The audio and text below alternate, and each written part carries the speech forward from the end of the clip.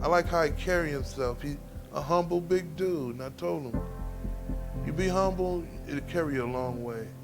I like that he's respectable and people respect him. Antwaun, can you tell me a little about growing up here in LA? Yeah, I grew up in the area of LA. It's called the Jungles. Most people know that as the Baldwin Village.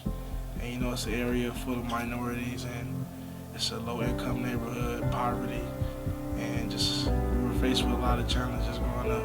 My dad and my grandma raised me my whole life, and it was just them two. Then my grandma passed.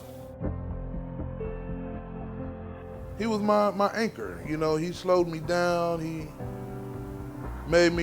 taught me how to reevaluate my life.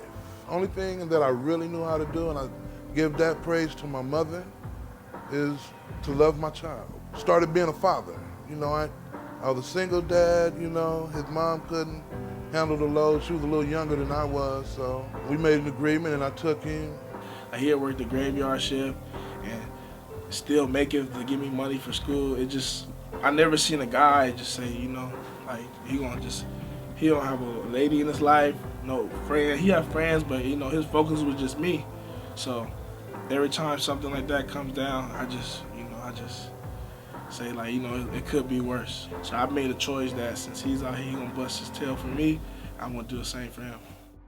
When he went to Taft, and he didn't want to go at first. He didn't want to go to Taft. My home school is Dorsey, so it's like, all I knew is just the area. It was right across down the street from my house. I didn't want to catch no bus all the way to the valley.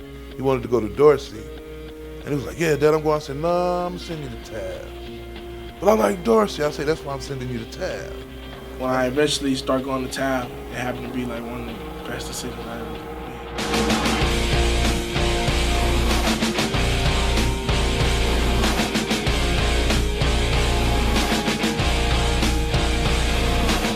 All his little letters from the different colleges. So I have a box full of letters that he got for the different colleges. And he's been with SC for the longest. He wanted to go to SC. One of my coaches, Coach Rizzo, he made me come to the USC camp.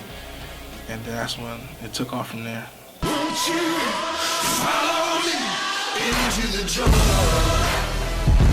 Ain't no God on my streets, in the heart of the jungle.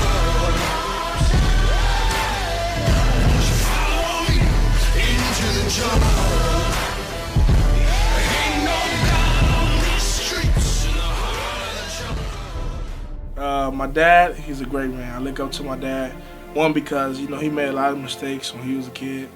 And for him to, you know, stop the bad things he was doing or the wrong decisions he was making to raise me for, you know, 18 years to the man I am today, I respect him. So every day, you know, I like kind of dedicate myself to making a better life for my dad.